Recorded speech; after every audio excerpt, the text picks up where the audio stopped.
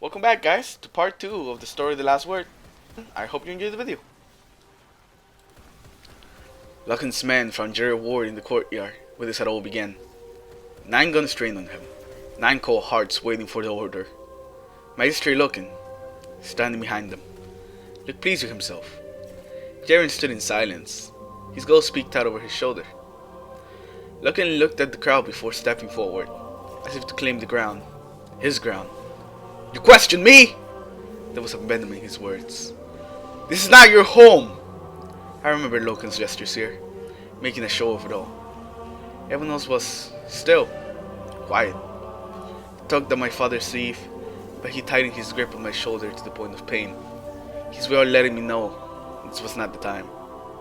I'd watched Jaren's every move of the past months, mapping his effortless gestures and sight, and mannerisms. I've never seen anything like him.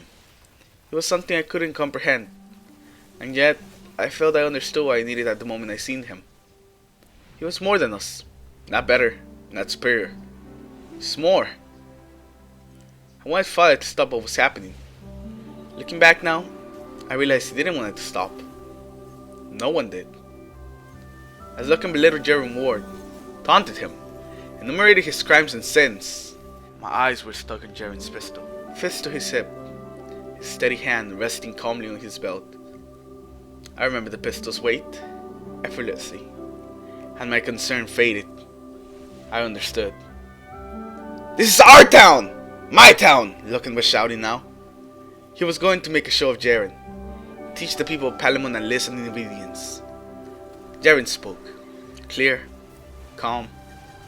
Not anymore. Luccan laughed dismissively. He had 9 guns on his side. Those are gotta be your last words then, boy? The movement was flash, quick as a chain lightning. Jaren spoke as he moved. Yours, not mine. Smoke trailed from Jaren's revolver. Luccan hit the ground, a dark hole in his forehead, eyes staring into eternity. Jaren stared down the 9 guns trained on him. One by one, they lowered their aim, and the rest of my life began, where, in a few short years, so many others would be ended. So for this next card, guys, we have Dredgen talking to his ghost for the last time, as he leaves it behind and fully commits to the darkness. You were not always this man. True. Then the mat says you do not have to remain this man. You can be other. I am other. You can be better. This is better. That matter, at best, is subjective. Then what? Lesser? Some would say. But what would you say? All we seen, and now, here, with me, you have no words. I have words. But you will not like them. There is much I do not like. More now than ever, it would seem. Huh. I find no laughing matter in your path. Only in the journey. What brought you here was nobility. And my price. This is no prize. A curse then? I would say. And I would disagree. You are no longer yourself. Who you were held the value. To you. To the light. The light. It is all. It is nothing but a crutch. One that held you up. Only use. Nothing more. Nothing more. You were a hero. And yet people still die. Corruption still exists. Light still fades. And darkness will spread. As it will ever be. That doesn't mean you have to give in to. To what? Hope? This is not hope. This is peace. You have blood on your hands. How's that different from prior? Innocent blood. Matter of perspective. That's the shadow talking. And I'm not the shadow? You know, these past cycles, you made an honorable effort. Tried your best to correct my course. But I don't know if it needs correcting. And if it does, could be too late. Could be it's a winding path. Long way from where I was to where I'm going. That is my hope. There is still time. For corrective measures. The righting of our path. The cleansing of your shadow. And the return to the light. Why you pick me? It doesn't work that way. Was I special? You were. but only as special as any other. You are all special. Seems to contradict the word, doesn't it? Not in my estimation. If we're all special, are any of us special? Is that what you want? To be special? Huh. You dismiss, but it's a very serious question. Is that what you're after? Is all of the debt worth that badge? Am I not already more than the rest? Look at you here. Now, the smoke, the ash, and the bone at your feet mark you as so much less. Maybe, and yet you are here. Meaning? You have been at my side every step of the way. Where else would I be? Yet you disagree so thoroughly with my change in perspective.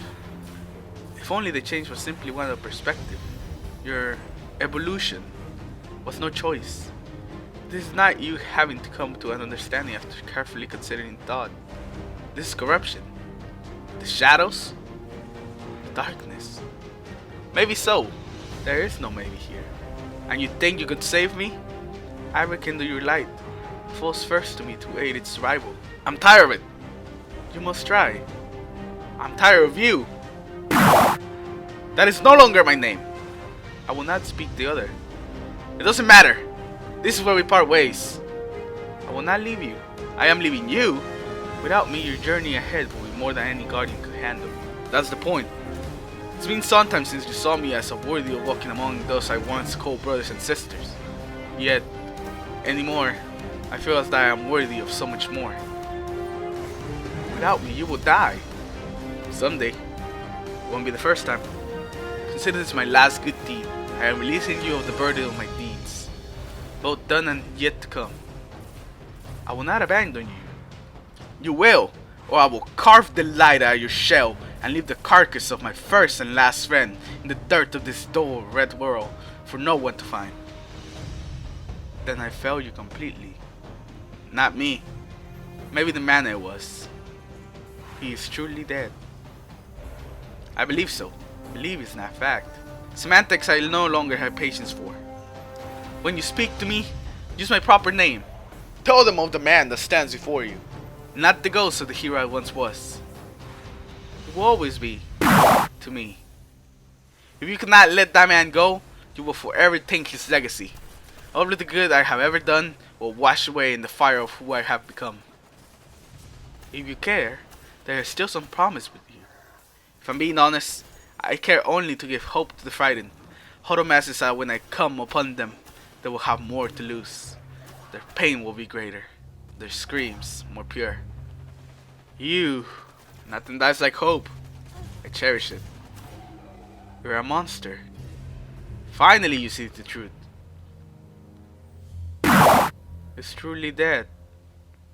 So I've said, long live Dragon Yor. This is farewell, but you can only run from your sins so far. In the end, you will die alone. Maybe so, but I gotta tell you, I tend to lack my odds. Your tainted rose will not always save you. Oh friend, it already has.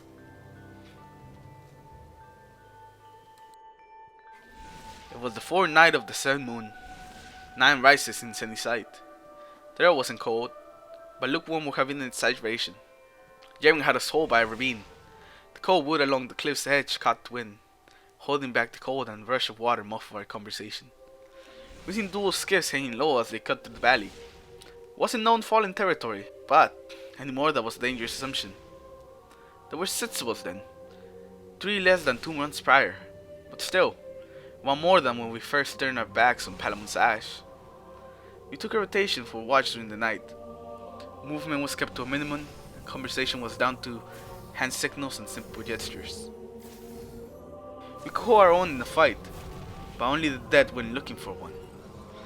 A hard truth that cut in direct opposition to our reason for being so far from anything resembling civilization, much less our safety. The skiffs had spooked Kessler and Nada, and, in truth, me as well. But, looking back, I think we were all just grasping for any good reason to turn back. Not because we would turn back, but because it seemed to be our only real hope. I think we all knew it. Forward, we were headed into the unknown. following the footsteps we were. You started to feel like a never-ending dead end after a while. Jaren never wavered though, not once, at least not to any noticeable degree. It was his drive, his conviction, that kept us going. And it's hard to think on, but if I'm honest, it was his death that rekindled my own fire. A fire that was all but exhausted on that cold night. He seemed confident we were close, but more than confident. Sure, he seemed sure. No one else felt it. Our own confidence and any enthusiasm we had was set to wither soon, as Brevin, Trent, and Mel were gunned down. The ghost, Jaren's ghost, never said a word to any of us. Just hung there, always alert, always judging. Not us per se, but the moment, any moment. I never got the sense it thought of us as lessers. More that it was just guarded, wary. We knew it could speak. We overheard them a few times, just brief words, and no one ever pressed the subject. From time to time, I caught its gaze lingering to me, but I always assumed the attention was a result of the bond Jaren and I had. He was a father to me. At the time, I didn't know why he singled me out for someone to care for, someone to protect. After all I lost, I welcomed it. But looking back, taking the arm's length at which he kept the others, I guess I should have known, or at least suspected there was more to it. We all awoke that night, closer to the morning than the previous day. A crack of gunfire split through the woods. Then more. Far off, but near enough to pump the blood. A familiar ring. Last word. Jaren's sidearm. His best friend. Then another. A single shot. An unmistakable echo cutting through the night. Hustle. Cutting. One shot. Dark and infernal. Followed by silence. We crouched low and quiet. Listening. Hoping. Jaren was gone. Off on his own. Maybe we were closer than we allow ourselves to believe. Too close. He gone to face that alone. He couldn't admit it. Not at the time. But he thought he was protecting us. After such a long road, years on its heels, trailed littered with suffering and fire, maybe he just couldn't take the thought of any more dead kids, as he called us. The echoes faded and we held still. No way to track the direction. No sense in rushing blind. What was done was done. The cadence of the shots fired told a story none of us cared to hear. Last word. It hadn't been. And somewhere in the world, close enough for us to bear absent witness, but far enough to be a dream, Jaren Ward lay dead or dying, and there's nothing to be done. Hours pass, an eternity. We hear our spot, but as the sun rose and the others began to fade back into the world, without Jaren, there was nothing holding us together. No driving force. Vengeance had grown stale as a motivator.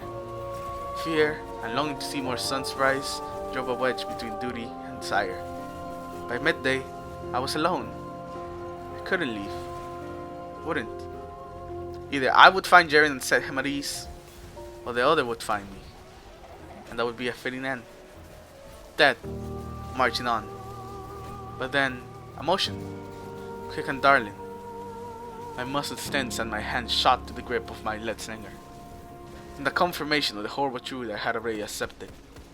As Jaren's ghost came to hold a few paces in front of me, I had sailed and slumped forward, still standing, broken. The tiny light looked me over with a curious tilt to its axis, then shot a beam of light over my body, scanning me as it had done the first time we met. I looked up, staring into its singular glowing eye, and it spoke. Alright guys, I hope you have enjoyed the video. Leave a like if you did, subscribe if you haven't already, and I'll see you guys next part.